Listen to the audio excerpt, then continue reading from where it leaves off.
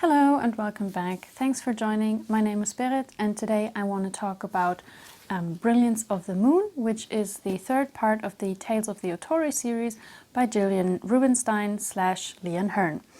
So obviously this video will contain spoilers for parts 1 and 2, so if you haven't read them and or if you care for spoilers, maybe this video isn't the one for you. So book 3 is pretty much a seamless continuation of the series, just like book 2 also was.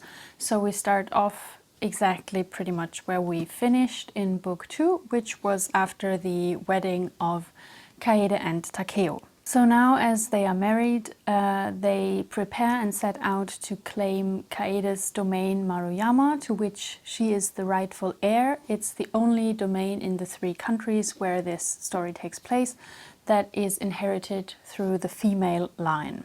And they want to establish themselves there also so that Takeo can muster an army and gather strength to attack the Otori lords who were responsible for the death of Otori Shigeru in the first book. He was Takeo's adoptive father, and Takeo has sworn revenge and has basically sworn to kill them. So that's still what he wants to do, and now they want to gather strength in Kaede's domain, which is also a pretty rich domain, so that they can go and take over the Otori domain as well. But since Takeo also got the prophecy in the second book, the plot and especially Takeo's thoughts are all the time kind of overshadowed by this prophecy. And also there is, you might say, some backlash for the rash marriage that they had in the last book. Something that was already foreshadowed in the second book, but now it comes to shine, let's say. What I noticed about Brilliance of the Moon is that it is much more violent than the first 2 books. I mean, in the first 2 books there is already quite some bloodshed, but in the third book there were some descriptions that I hadn't expected in a young adult novel, and it kind of made me question whether this book really is just young adult or maybe older young adult, because you have literally like a description of a man biting off his own tongue and then suffocating on his blood and stuff like that, which I didn't mind, but it surprised me a little bit that the violence was more graphic here, I'd say. Or maybe it wasn't even more graphic, but it was more violence because we have more war in this book, and therefore it seemed to be much more graphic because it was more often that you had such descriptions. We still have the 2 perspectives, the first-person narrator for Takeo and the third-person narrator for Kaede. And in addition, in this book, we also have a third-person narrator for chapters about Shizuka, who was Kaede's servant girl or servant woman throughout books 1 and 2. And I absolutely liked that. I liked Shizuka a lot in the first 2 books because I think she was one of the most interesting characters, and also because we now follow her because she gets dismissed from Kaede at the end of book 2 because Takeo doesn't trust the tribe anymore, and they are afraid that Shizuka might be so loyal to the tribe that she might harm Takeo. So she goes back to her village. What I liked about that is that you get to know the tribe better, and especially the conflicts and politics that are involved there. You also meet Takeo's old master Kenji again, which I also liked because he was a lot of fun, I think. And I enjoyed that this book also treated Takeo's struggle to become a ruler or to lead an army, because that's a position that he of course hasn't had before, so he struggles a bit with his new authority and the question of whether he can fulfill this authority and whether he can really fill out his position in an accurate way. And also the question of Takeo's upbringing becomes an issue again, because it is not publicly known that he was brought up as a hidden, and that religious community is, as we know, under persecution in this book. And that becomes an issue again because people notice that he, for example, talks with outcasts who are also hidden, and there are rumors about him being a hidden, and that kind of threatens his position as the leader of his army and as a member of the warrior class. And in book 3 this is explored a bit more, and also it becomes crystal clear in that book that the hidden are Christians.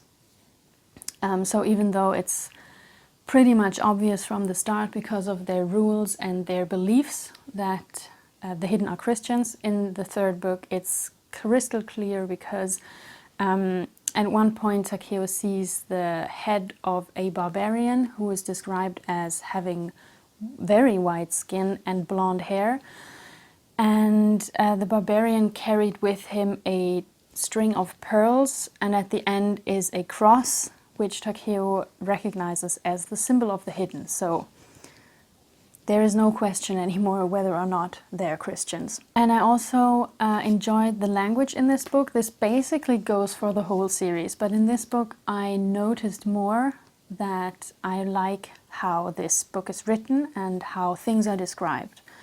But as I said, that's pretty much for the whole series, not just this book, but maybe I noticed it here because the book overall seemed a bit more mature, because the scale on which it operates is a bit larger. Like in the 1st book you have Takeo and pretty much his personal life and his personal path. And then in the 2nd book you have Takeo and then the tribe and the clans a bit more in general. And now in the 3rd book you have Takeo and the question of ruling, the question of fighting battles, and who has the power. So the scale becomes a bit bigger in every part, which I found very interesting and quite fitting for the story. And there were also some twists and turns along the way, some of which were not a surprise, some of which were a surprise, and I also enjoyed that the book pretty much until almost the end could surprise me, and I always like it when a book can surprise me. And also I think the ending was overall satisfying. The wrap-up was a bit fast, but overall I think it was a good ending to this trilogy. I mean, there are 2 more books in this series that came out a bit later. I don't know if I will read them, maybe at some other point. At the moment I'm good with having read the trilogy. But yeah, the ending I think it was an overall satisfying ending to the series. So what I didn't enjoy very much about the book was exactly what I had feared after having read book 2, and that was the prophecy thing, because Takeo constantly thinks about the prophecy. And I guess that's pretty realistic, that if you get a prophecy about your life, you kind of constantly think about, well, what does that say in terms of the prophecy? But that was a bit, annoying. I rolled my eyes here and there because I thought, oh, well, yeah, the prophecy again, because Takeo constantly thinks about that. And it's everything that happens in his life, he balances with the prophecy to see like where he is in terms of the prophecy. It's like ticking off the things that the prophecy said. And to recap, the prophecy basically says that he will rule from sea to sea, so he will rule over the 3 countries, but he will have to fight 5 battles, 4 to win and 1 to lose, and that he might be killed, or that he will be killed by the hands of his own son. So especially concerning the battles, Takeo is constantly like every time they fight, he's like, okay, did that count as a battle?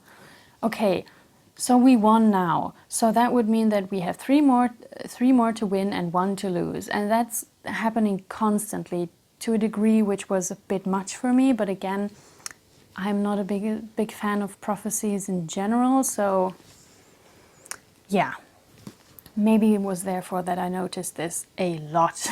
It says here and there that during the day Takeo often doesn't believe in the prophecy, and then at night he does believe in the prophecy.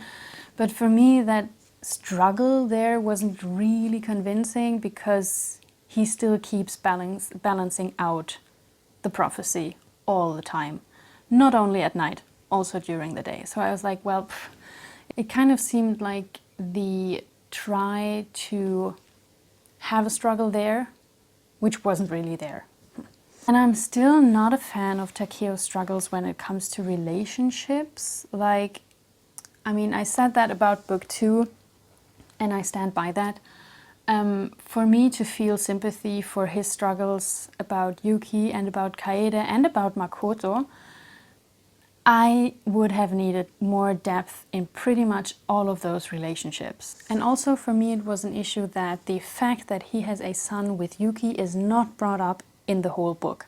Not until the end. Like, it's not brought up with his wife. So I still don't know whether he eventually told her or not. And I'm guessing he did not. And I might have had less of a problem with his romantic struggles if his wife would have had the same freedom and would have had some experiences outside of just loving Takeo, but I think I felt that this was a bit unfair. And therefore, also because there was not enough depth for me, it didn't feel very authentic or very real, very convincing. And I also felt that the wrap-up was a bit fast. The whole story gets wrapped up in about the last 20 pages or so. And I also felt that the wrap-up sidelined Kaede a lot because she suffers the most in this book. And she gets the most backlash for having married Takeo. I think she gets much more punishment for that than he does. Because what he experiences, the kind of punishment he experiences, is related to war. So I would think that some of the conflicts that he experiences on the battlefield, he would have experienced anyway, because if he wants to have power over all 3 countries, fighting will happen, of course, because he will have to gain the power. But Kaede's punishment feels much more personal.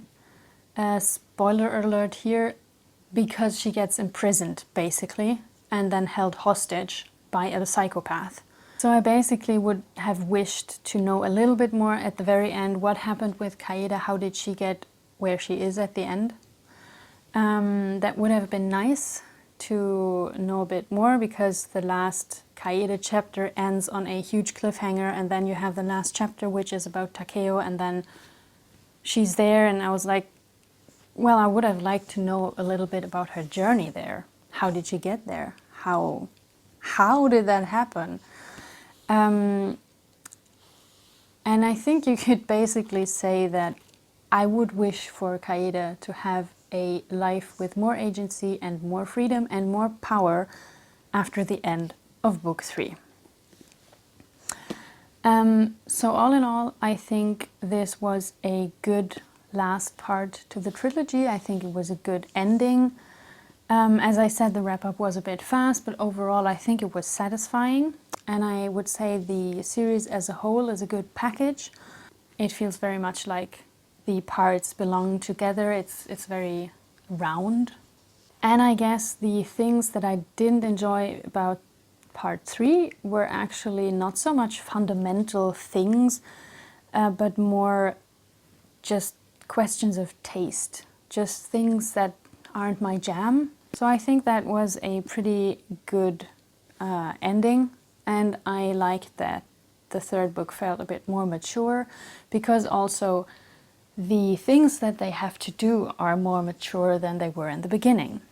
And I would recommend the series to others. It's a light and easy read. It is very light fantasy. In fact, the fantasy is so light that I'm not exactly sure whether I would call it fantasy, although my library, they call it fantasy. And I mean, there are some supernatural parts in it, but they are very few, and they are almost all related to the tribe. So I think it felt much more historical than it felt fantasy.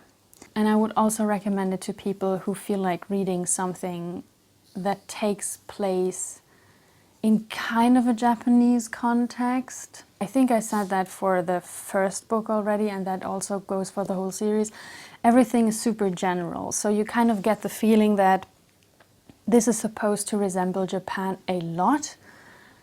And for me, I feel that it kind of does, but again, I'm not the expert on Japan, so that's more like the basic feeling of a historical Eastern setting.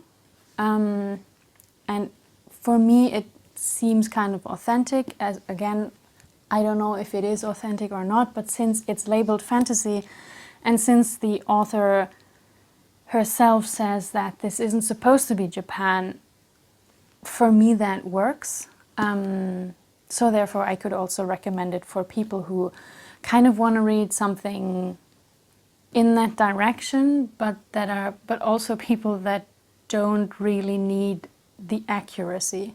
Because if you want accuracy and details, then this series is not the one for you, because everything is very general. So that pretty much concludes my thoughts on Brilliance of the Moon, and also my thoughts on the Tale of the Otori series. Let me know what you think, and yeah, maybe I'll see you in the next video. Bye!